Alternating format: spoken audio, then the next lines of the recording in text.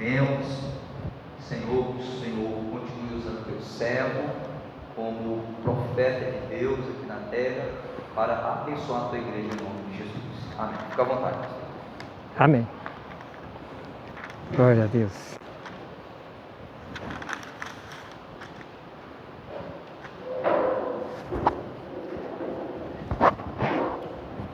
Salve a todos com a paz e a graça do Senhor Jesus Cristo. Amém. Todo mundo bem hoje? Amém. Glória a Deus. Convido a amada igreja a abrir suas Bíblias lá em Salmo 19. Diz que quando o pregador busca o Salmo é porque não tem nenhum assunto, né? Então, recorre para os Salmos. Amém? Salmos 19. Vamos estar lendo até o verso 5. Todos encontraram?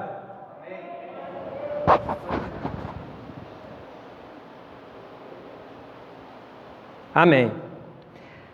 A palavra de Deus diz assim: os céus manifestam a glória de Deus, e o firmamento anuncia a obra das suas mãos. Um dia faz declaração a outro dia, e uma noite mostra a sabedoria a outra noite. Sem linguagem, sem fala, ouvem-se as suas vozes em toda a extensão da terra, e as suas palavras até o fim do mundo. Neles pôs uma tenda para o sol, que é a qual o noivo que sai do seu talamo e se alegra com um herói a correr o seu caminho. Amém? Glória a Deus, aleluia!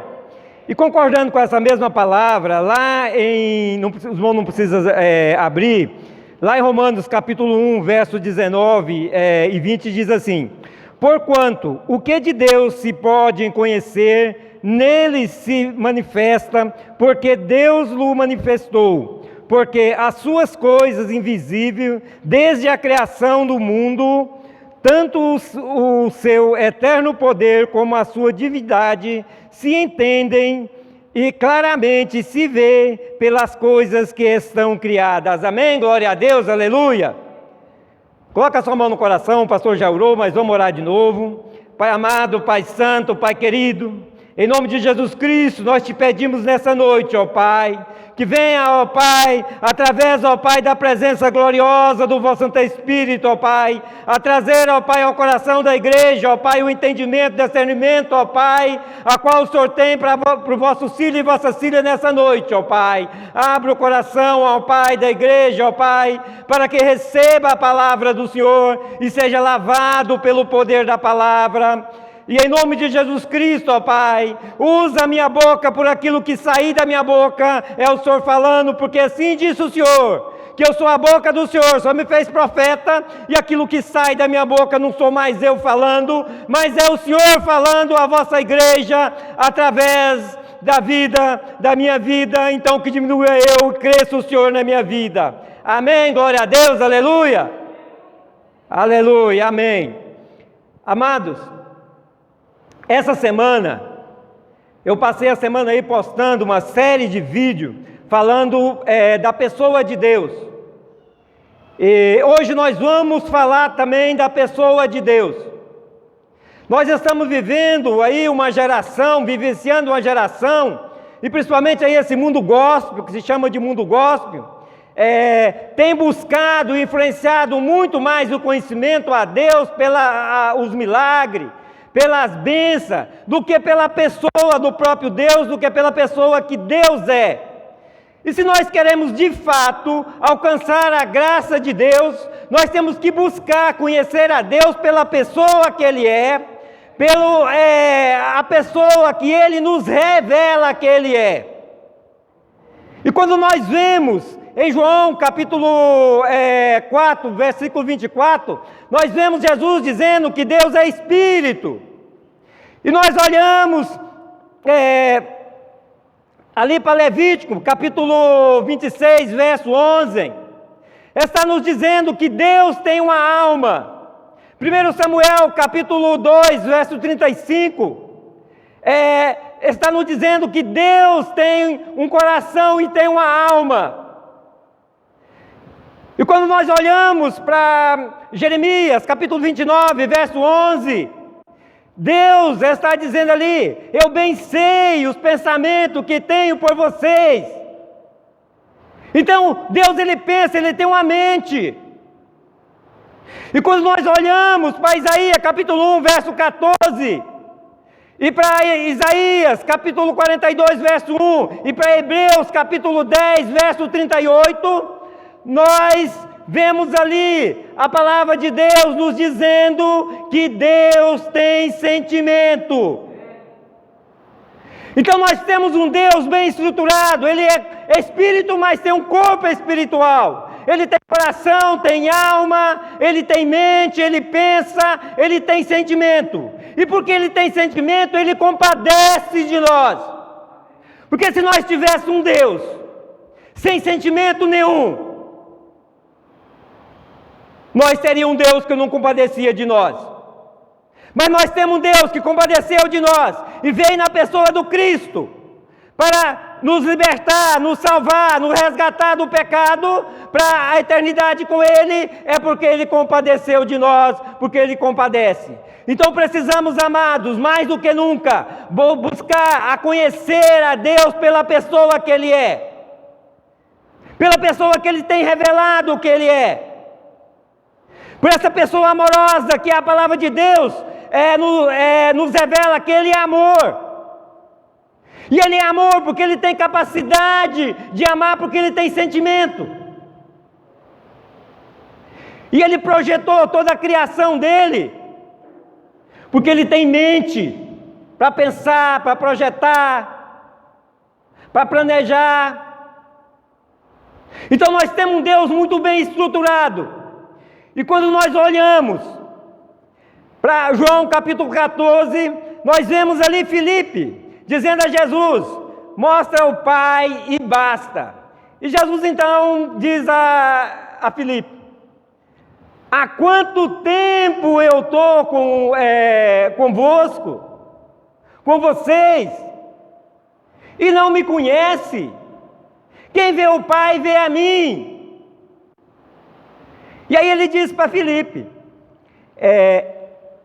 credes, ao menos pelas obras. Esse ao menos pelas obras soa como uma repreensão, como um desgosto de Jesus, porque eles estavam com Deus Todo-Poderoso ali, porque Cristo é Deus, é Todo-Poderoso. Eles estavam ali com Deus e não conhecia Deus, não conhecia a pessoa de Deus. Então Jesus, assim, numa manifestação, assim que nos traz uma manifestação de desgosto ali naquele momento, e também de um puxão de orelha para com seu apóstolo. Então creia, ao menos pela obra. Porque o propósito de Jesus não era conhecer Ele pelas obras, mas conhecer Ele pela pessoa que Ele é. Pela pessoa toda poderosa, que se fez carne, e que veio para nos salvar, e pode nos salvar. Então nós temos de olhar para a Bíblia e buscar conhecer esse Deus bem estruturado, essa pessoa de Deus, a qual é amor, e é uma pessoa bem estruturada, e que cuida bem de nós.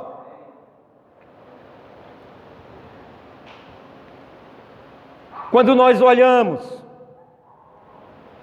para toda essa criação aí, nós compreendemos quem é Deus. E é isso que essas duas leituras nossas hoje está dizendo, que Deus é revelado pelas coisas que Ele criou. É pelo que foi criado, nós conhecemos também a Deus. Quando nós olhamos aqui, segundo o que está dito aqui na nossa leitura, que é revelado pela criação de Deus, que nos é revelado a Deus. Nós conhecemos a Deus pela criação dele que foi criado. Mas pastor, você acabou de dizer que nós temos que conhecer a pessoa de Deus? Sim, porque olhando para essa criação de Deus, nós o conhecemos a pessoa de Deus também. Porque quando nós olhamos para esse universo, essa imensidão aí, a qual a ciência, o homem, ainda está engateando para conhecê-lo. O que o homem descobriu até hoje, o que o homem estima até hoje, são 2 trilhões de galáxias como a nossa. 2 trilhões. Isso que o homem até hoje conseguiu estimar, porque pode ser muito maior.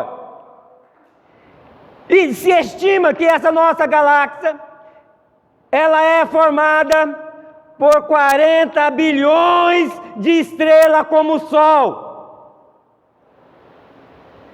Então, para dizer que essa nossa galáxia pode ter 40 bilhões de sistema solar.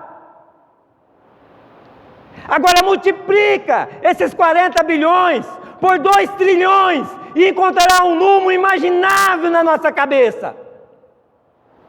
E tudo isso foi criado por Deus.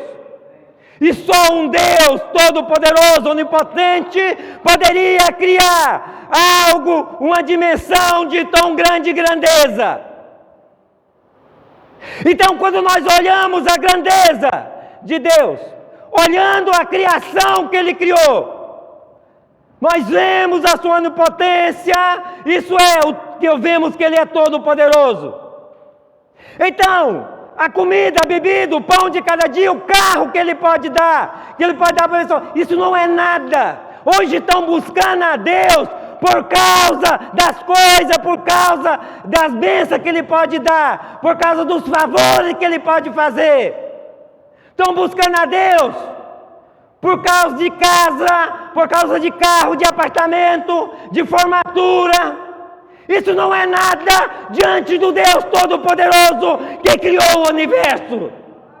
Então não busque conhecer a Deus pelas coisas que Ele pode te dar. Busca conhecer a Deus pelo que Ele é, pela pessoa que Ele é, o Todo-Poderoso, Onipotente, que pode todas as coisas. Ele é muito mais do que o pão, Ele é muito mais do que um prato de comida, Ele é muito mais do que uma casa, do que um carro, Ele é muito mais do que uma carreira aí, profissional.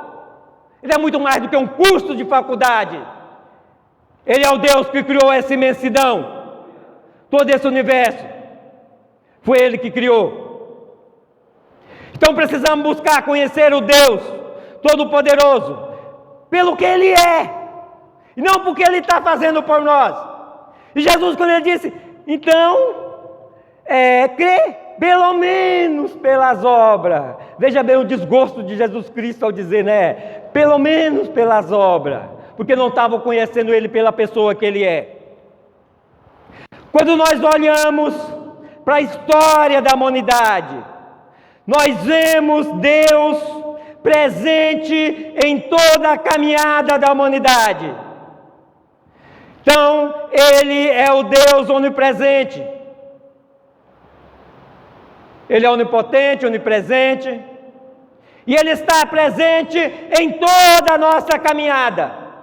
Quando nós olhamos para Gênesis capítulo 20, nós vemos ali um fato muito interessante para compreendermos que Deus está presente, executando o seu plano que Ele planejou para o resgate da humanidade, desde lá dos primórdios, depois da transgressão do homem. Deus está trabalhando e presente, executando o seu plano. Abraão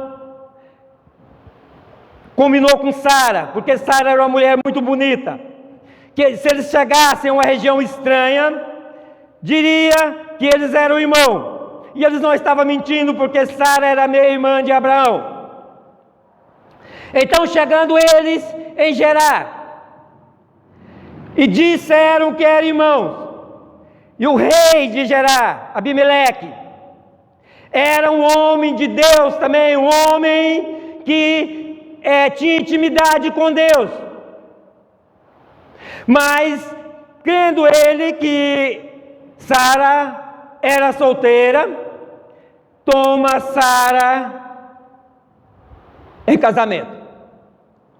Então Deus aparece para ele à noite em sonho e diz a Abimeleque: morto estás, porque a mulher que tu tomaste tem marido.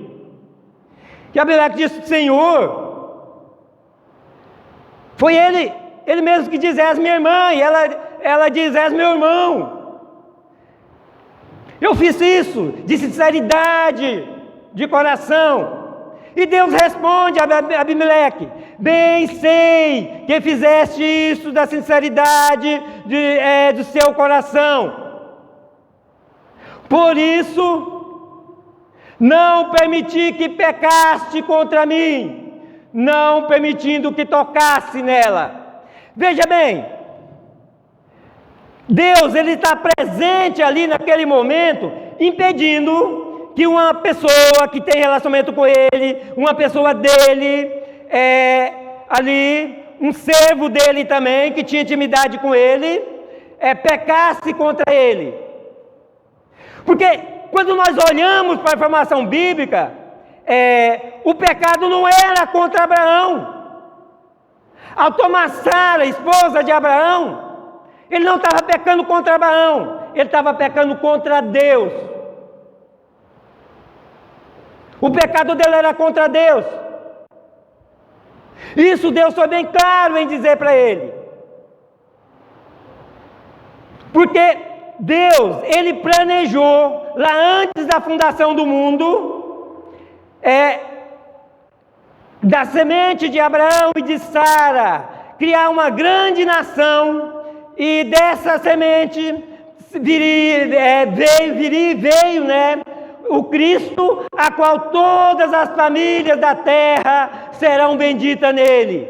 Esse é o plano de Deus. Mas se Abimeleque casasse com Sara, o plano de Deus não funcionaria. Deus teria de ter um segundo plano, e Deus, ele não muda, os planos de Deus é imutável, não muda, aquilo que Deus planejou se cumpre. Então Deus está presente ali para impedir que, mesmo sendo um servo seu, não atrapalhe os seus planos, porque quem levanta contra os planos de Deus se torna adversário de Deus, como Satanás se tornou adversário de Deus. Então Deus fala para Abimeleque: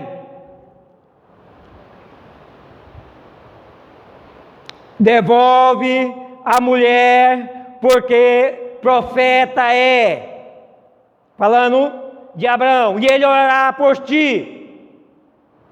Mas se não devolver a mulher, certamente morrerás tu e tudo que é teu. Então veja bem, por que Abimeleque disse no início: Senhor, vai matar uma nação justa? Porque o castigo de Deus pelo pecado que Abimeleque estava para cometer era contra a nação. Porque ele, como rei, ele usando da sua posição de rei, da sua influência, do seu poder de rei, ele estava pecando, próximo a pecar contra Deus. Então o pecado era contra a nação. E eu tenho chamado a atenção da igreja nesses nossos tempos para o pecado das nações.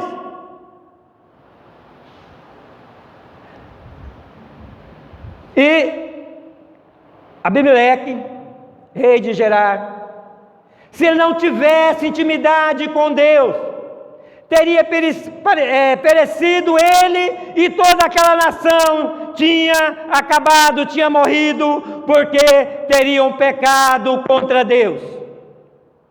E Deus estava ali presente, conduzindo ali todo o plano que ele projetou lá antes da fundação do mundo, mas também Deus estava presente para dar um grande livramento ao rei de Gerá, Abimeleque, para que ele não pecasse contra Deus.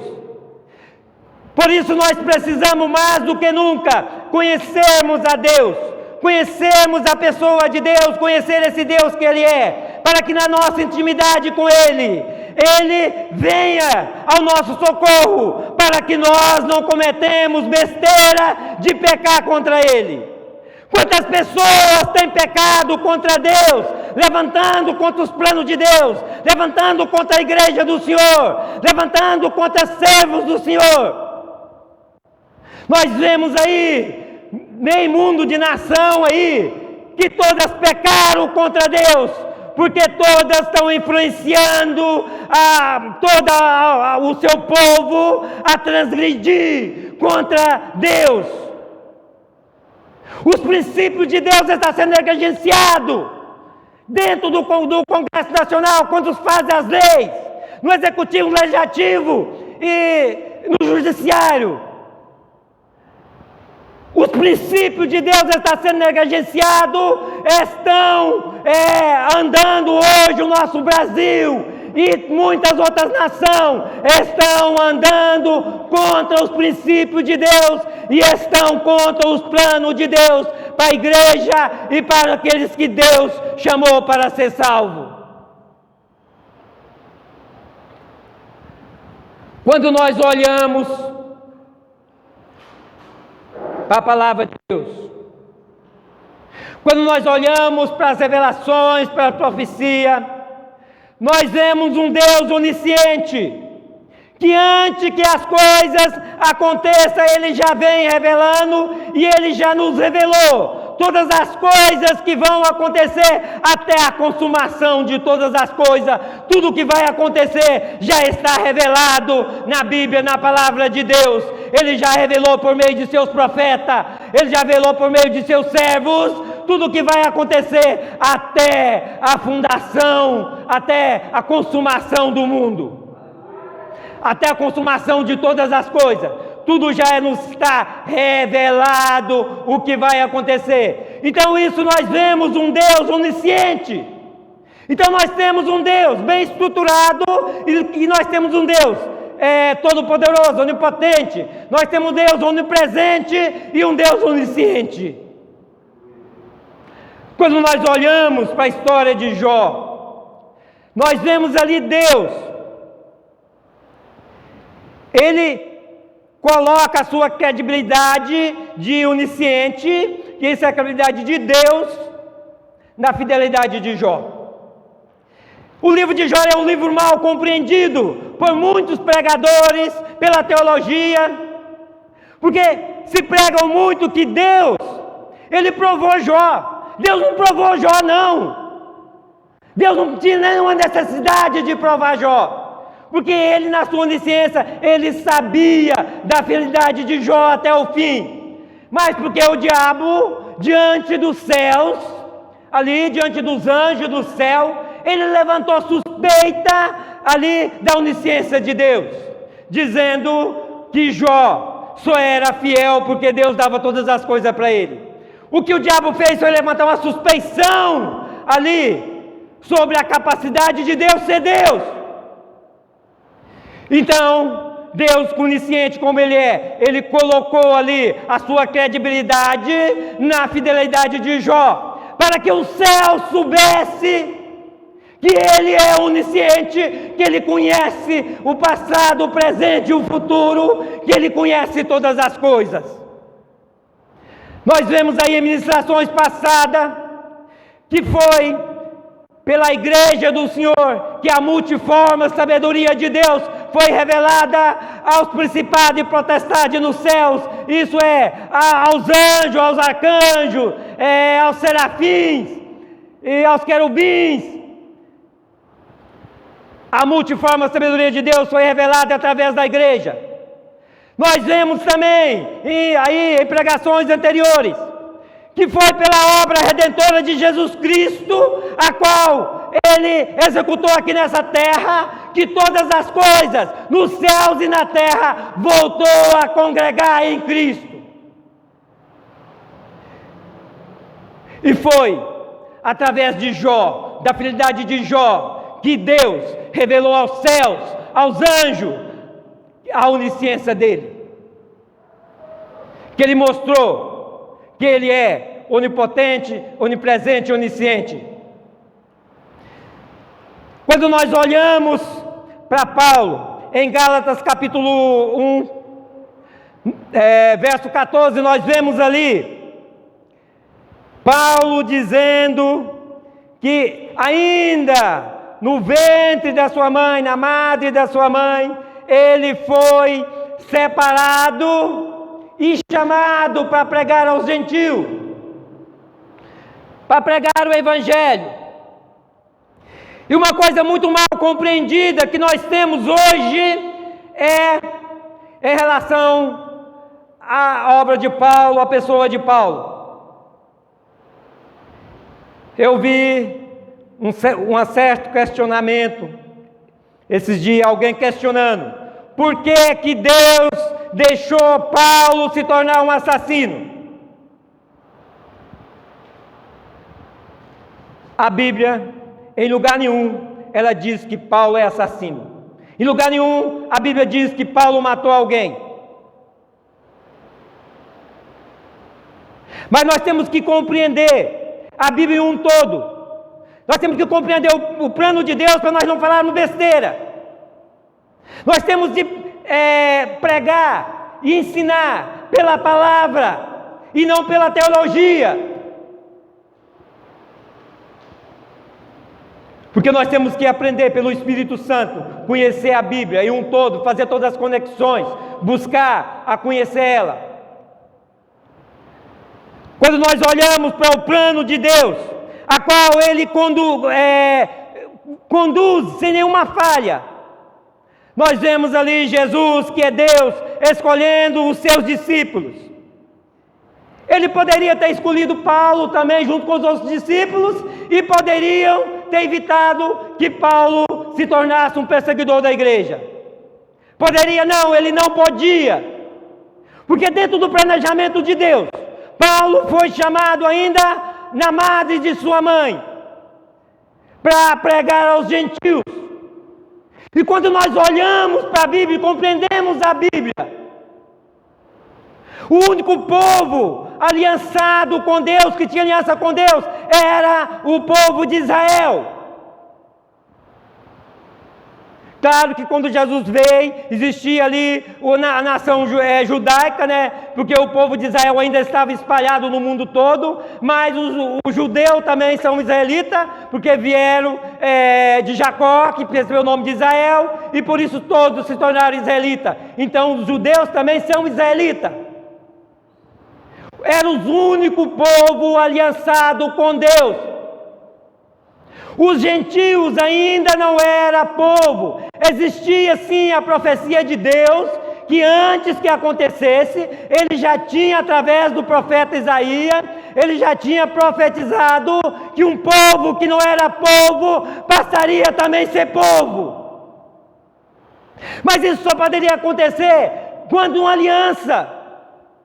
O povo de Israel só se tornou povo de Deus, porque Deus fez uma aliança com Abraão, a qual todos os nascidos de Abraão já nasciam aliançados com Deus. Então era o único povo de Deus, era o povo de Israel. E os gentios só poderiam ser chamados a uma aliança depois que Jesus Cristo, através do seu sangue, da sua obra redentora, vertendo dele seu sangue, chamasse a todos para uma nova e eterna aliança com Ele, para uma aliança agora chamando todo mundo, todos os gentios, judeus e gentios, e gregos e todos em Cristo Jesus, foram chamados e são chamados para aliançar com Jesus Cristo. Mas quando Jesus escolheu os seus discípulos, ainda ele não poderia chamar os gentios, e como Paulo foi escolhido dentro do plano de Deus para pregar aos gentios, Jesus só poderia enviar Paulo depois que ele vertesse o seu sangue na cruz, para que a nova aliança fosse, a nova e eterna aliança fosse possível. Antes disso ele não poderia chamar Paulo. Então por isso Paulo só foi chamado depois. Não porque ele não estava no plano, ele estava no plano lá antes da fundação do mundo. Deus já tinha planejado tudo o que ele planejou para Paulo. Mas teriam de aguardar que ali pelo sangue do Cordeiro fosse feita a nova aliança. E aí é importante, amados, a gente olha hoje, eu gosto de pesquisar, de fazer umas olhadas geral na rede. A gente vê pessoas falando asneira, besteira, atrás dos púlpitos. A gente vê pessoas xingando Jacó. A gente vê pessoas xingando Pedro. Eu assisti uma pregação de uma bispa, foi na televisão, e a qual ela chamava Pedro de Pedroca. Não era Pedrinho nem Pedrão, não era o diminutivo e nem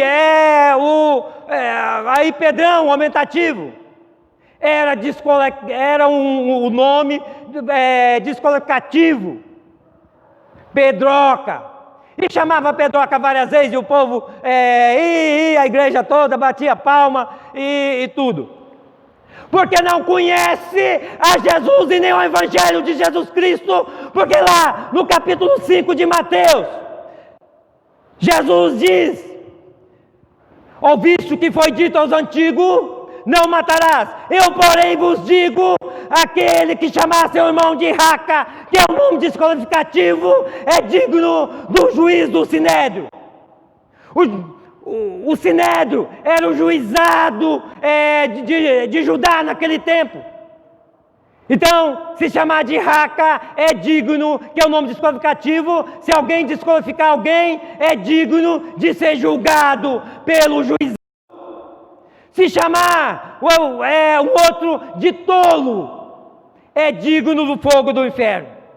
Veja bem, amados, quanto nós temos que nos conter, e principalmente atrás do público, porque quando nós estamos aqui, nós estamos ensinando.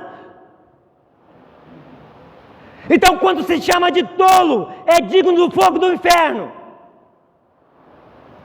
Quantas pessoas contam piada atrás do público? Quantas pessoas falam besteira, falam palavrões atrás do público? Vai aí para a internet que vocês vê. Agora, se chamar de tolo, é digno da condenação, porque quem vai para o fogo do inferno está condenado para sempre. Quanto mais quem chama de assassino uma pessoa que não é assassina. Nós precisamos conhecer a palavra de Deus e conhecer a Deus para não cometermos injustiça. Se nós não estivéssemos vivendo o tempo da graça, muitos já tinham sido queimados atrás dos púlpitos. Quando nós olhamos para Atos, capítulo 7, verso 58, nós vemos ali que Paulo, ele não participou do apedrejamento ali de Estevão. Ele estava guardando as vestes dos testemunhas. Mas a gente vemos no capítulo 8, verso 1, ali, que Paulo concordou com a morte de Estevão. A gente olha para o capítulo 9, a gente vê que Paulo, ele pegou carta para ir para Corinto, para trazer para Jerusalém preso os cristãos.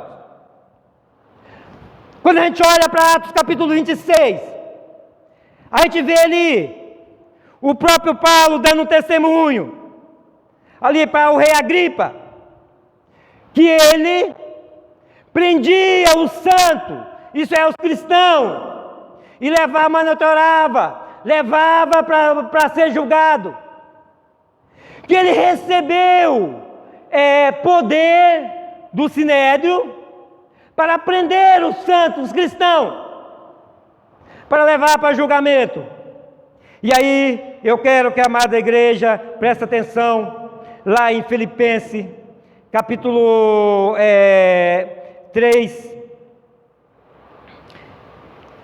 a qual Paulo, falando dele, ele diz assim, capítulo 3, a partir do verso 5, falando dele: circuncidado ao 8º dia, da linhagem de Israel, da tribo de Benjamim, hebreus de hebreus, segundo a lei, fui fariseu, segundo o zelo perseguidor da igreja, segundo a justiça que há na lei, irrepreensível, verso 7, mas o que para mim era ganho, reputei perda por Cristo.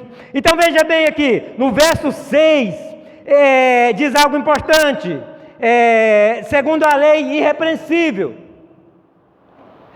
Paulo era zeloso pelo judaísmo, e zeloso pela lei, irrepreensível pela lei. E quando nós olhamos, conhecemos a palavra de Deus, conhecemos a lei, nós conhecemos também que a lei não permitia que ninguém condenasse alguém se não houvesse um julgamento. Era necessário pela lei que houvesse um julgamento. E Paulo, se ele era, aqui igual diz aqui, ele era irrepreensível, pela lei ele era irrepreensível, então ele não ia burlar a lei. Ele não ia matar ninguém. Ele não ia condenar ninguém se não fosse julgado. O que Paulo fazia? Ele saía e trazia presos os cristãos para ser julgado. E aqui ele diz que ele concordava, lá no capítulo 26, ele diz que dava a palavra dele a favor da condenação dos cristãos. Quando eles os matavam, veja que ele está falando no plural, nós temos de compreender essas coisas, ele está falando no plural. Os matavam, não era Paulo matando, era o Estado judeu, condenava os cristãos e matava. Então compreenda uma coisa, amada igreja: o crime, o pecado contra a igreja, contra Cristo e contra a igreja, não foi individual, foi do Estado judeu. Quem cometeu crime contra a igreja foi o Estado judeu. E o Estado judeu pagou caro com isso, porque em 70 depois de Cristo, o judeu foi espalhado pelo mundo e muitos morreram. E como estava profetizado na Bíblia, segundo muitos historiadores, diz, aqui o Joséfo também diz, que foi um historiador ocular daquele tempo, que os judeus, eles comeram seus próprios filhos, porque a fome era tanta, para cumprir o que foi profetizado por Deus. Então entenda uma coisa: todo o castigo que, por causa da assolação contra os cristãos, foi cumprido no Estado judaico, porque foi crime de Estado. O que fizeram com a igreja foi crime de Estado. Então Paulo, ele não era assassino. Em lugar nenhum na Bíblia mostra que Paulo matou alguém. Ele levava e dava o voto dele para condenação, mas quem executava era o Estado, era o Sinédrio que executava, porque Paulo era irrepreensível segundo a lei. E quando nós olhamos, entendemos que Paulo, ele era irrepreensível pela lei, nós compreendemos também que Deus, lá antes da fundação do mundo, ele viu Paulo, uma pessoa irrepreensível segundo a lei, zeloso pelo judaísmo, e Deus escolheu Paulo, e Paulo se tornou zeloso pela igreja e cristão irrepreensível, porque assim como ele era antes, irrepreensível pela lei, zeloso pelo judaísmo, Deus fez ele também zeloso pela igreja e cristão irrepreensível. Então nós temos que olhar para a Bíblia e compreender o plano de Deus, para que nós não saímos por aí pregando besteira, inserindo besteira na vida das pessoas. Eu fico assim, muito chateado, quando eu vejo alguém dizendo, porque Deus deixou Paulo se tornar um assassino. Paulo não virou um assassino, não. Paulo, ele trabalhou segundo as leis judaicas. E quando ele passou a ser cristão, ele foi tão zeloso pelo cristianismo, como ele foi pelo judaísmo. E foi através de Paulo que nós temos a doutrina da igreja hoje. Porque foi Paulo que Deus usou para doutrinar a igreja que nós temos hoje. A igreja gentílica, porque nós não somos judeus, nós somos a igreja gentílica que se converteu a Jesus Cristo. Então, quando nós olhamos para a Bíblia, nós temos que compreender a Bíblia um todo. Nós temos que conhecer a pessoa de Deus, o Deus que Ele é. E nós temos que procurar conhecer o plano de Deus. Nós temos que conhecer o plano de Deus pela Bíblia, pela palavra de Deus. E não pelo que dizem por aí. Pelo que está dentro da palavra. Nós temos que buscar, olhar as informações bíblicas, a qual nos traz.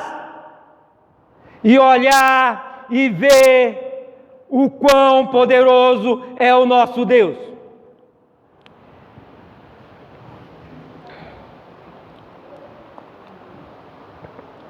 Mas eu estou sem hora aqui, tá? Mas não vai demorar muito mais não, tá ok?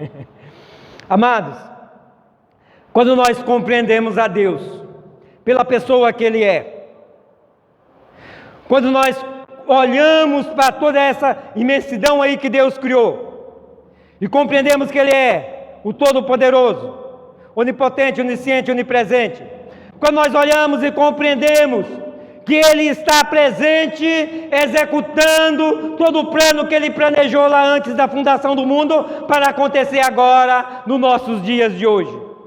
Então nós compreendemos que nós temos duas situações na nossa vida. Uma é ter intimidade com Deus, compreender os planos de Deus e andar debaixo da bênção dEle. A outra é não conhecer a Deus, não compreender os planos de Deus e muitas vezes atravessar os planos diante dos planos de Deus, tentando impedir que os planos de Deus se cumpram. E aí a pessoa se dá mal. Assim como o rei de Gerar, Abimeleque, ele tinha intimidade com Deus, então Deus apareceu para ele em sonho e avisou ele para que ele não pecasse contra Deus, porque o pecado dele não era contra Abraão, mas contra Deus, contra o próprio Deus.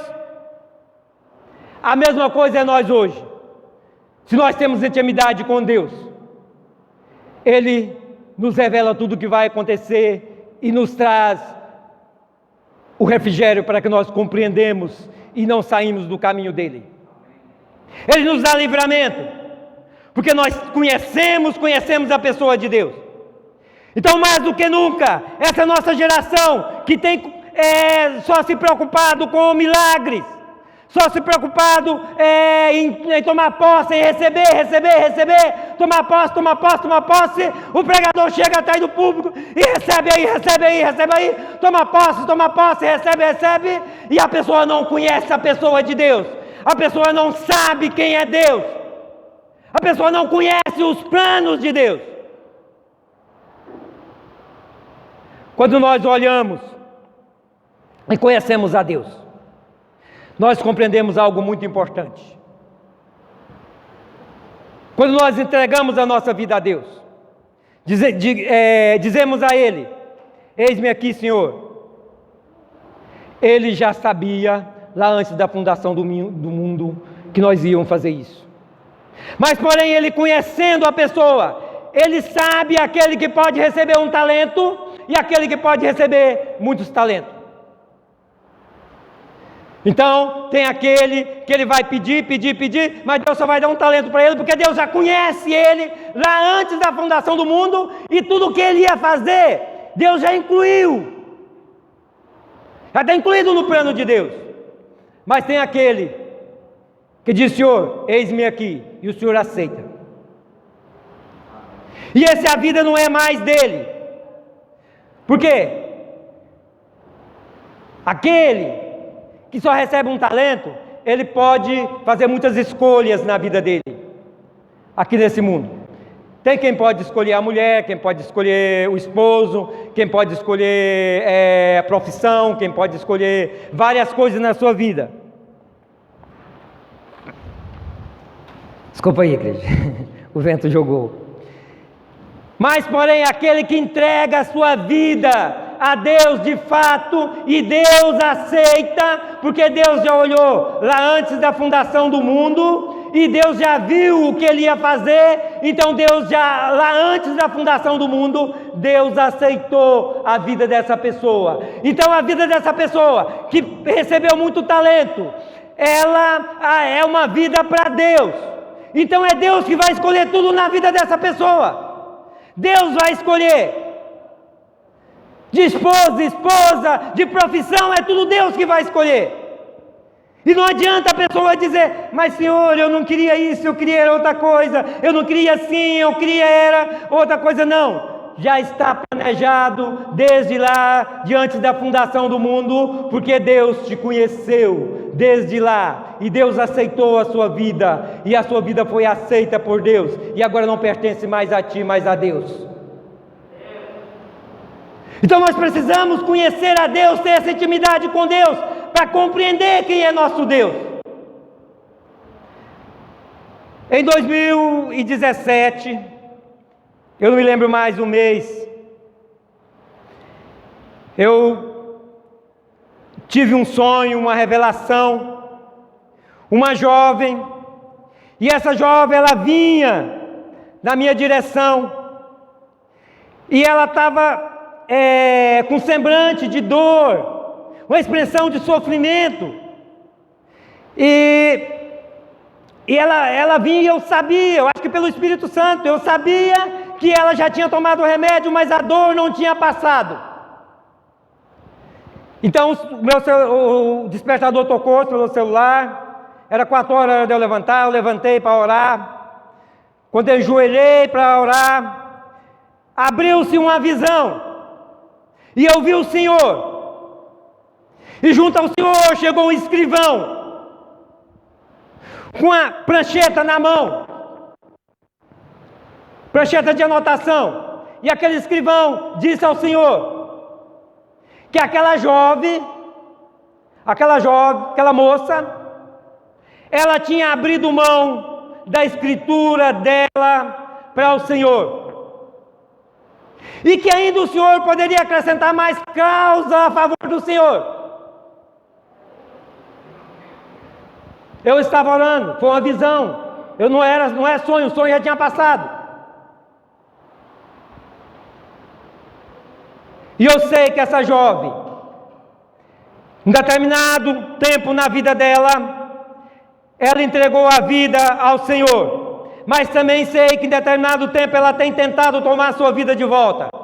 Mas ela não pode mais tomar, porque Deus já planejou tudo para a vida dela conforme foi planejado por Deus lá antes da fundação do mundo. O que Deus fez para essa jovem lá no céu, nada que nessa terra pode se comparar. E essa jovem é você, Ávila. Eu nunca revelei isso. Essa jovem é você. Você, em determinado dia, você entregou a sua vida a Deus, e não pertence mais a ti, mas a Deus. Sua vida agora pertence ao Senhor dos Exércitos, o Deus Todo-Poderoso, porque o que Ele fez para você na eternidade com Ele, nada nesse mundo se compara. Eu não gosto de estar trazendo muita revelação. Eu sempre oro pelas pessoas. A Ávila falou um negócio aqui, que sabe que eu tenho orado por ela. Por isso eu resolvi fazer essa revelação. Busque a sua intimidade com Deus, para que você não faça aquilo que não é do agrado de Deus, porque senão você vai chorar, vai sofrer, porque era você chorando.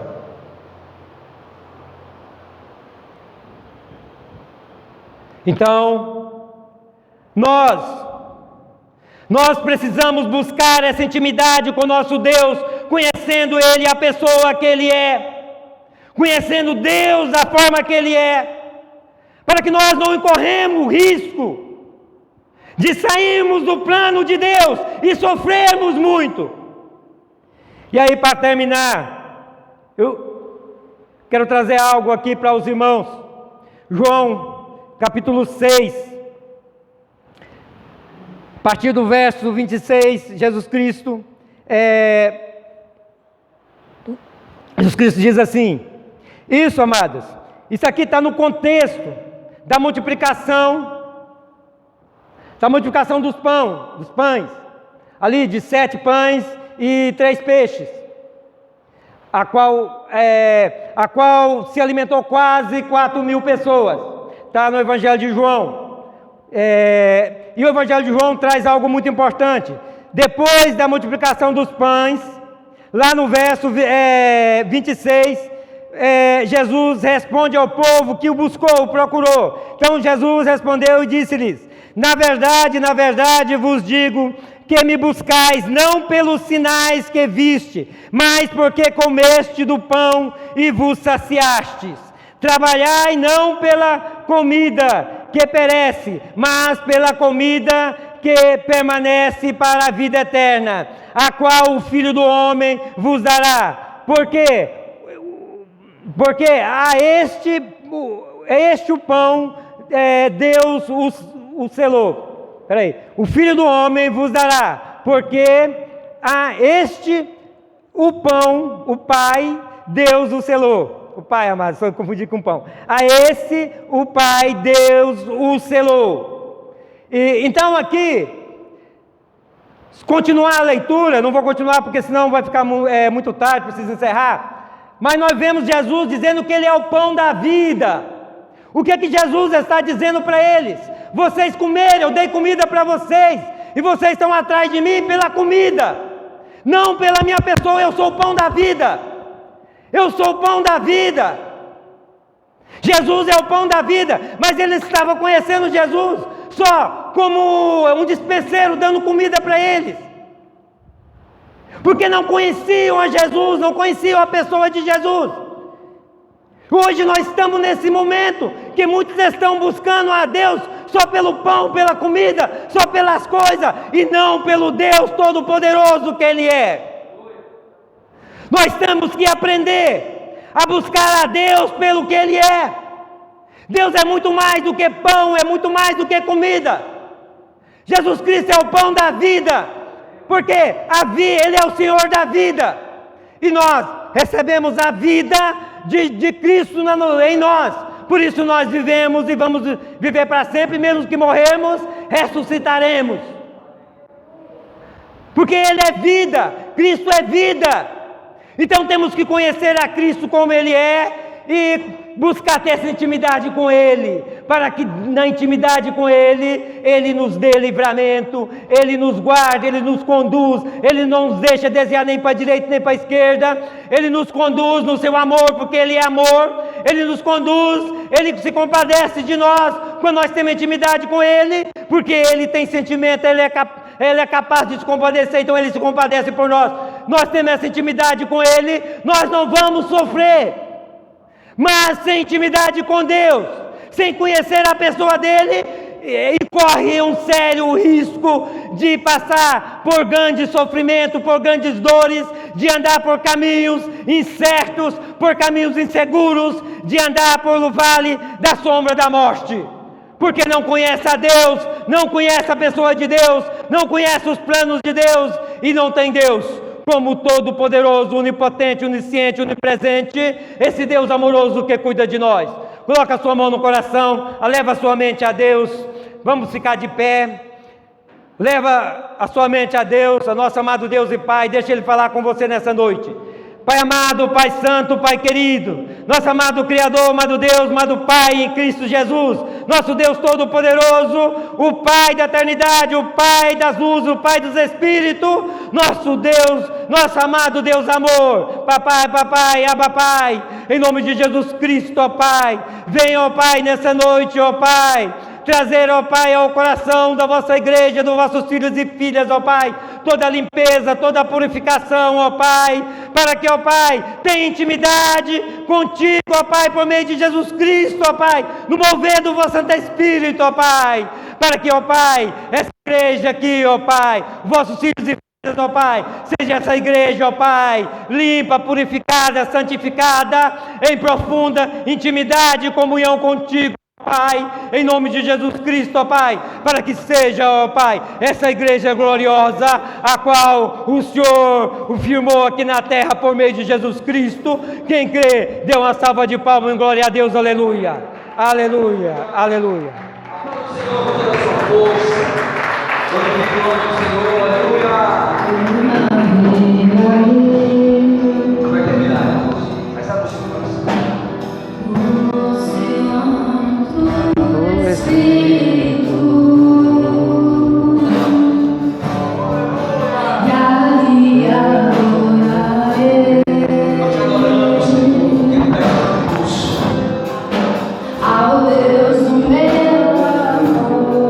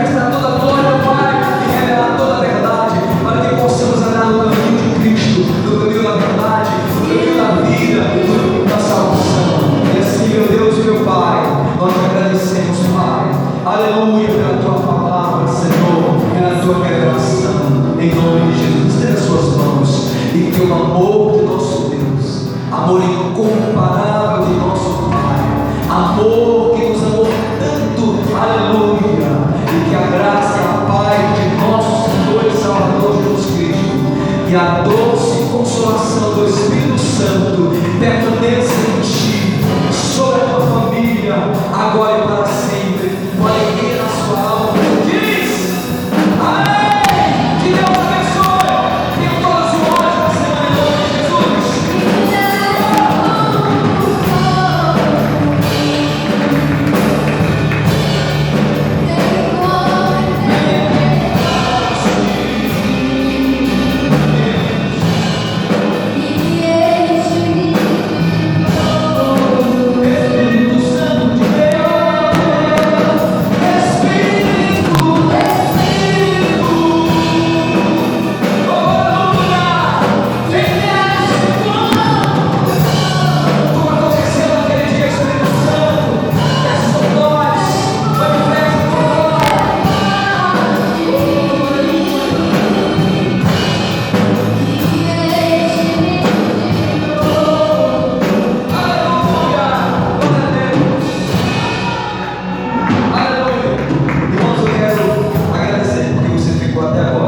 Deus te abençoe, tenham todos uma ótima semana, amém. Vai em paz.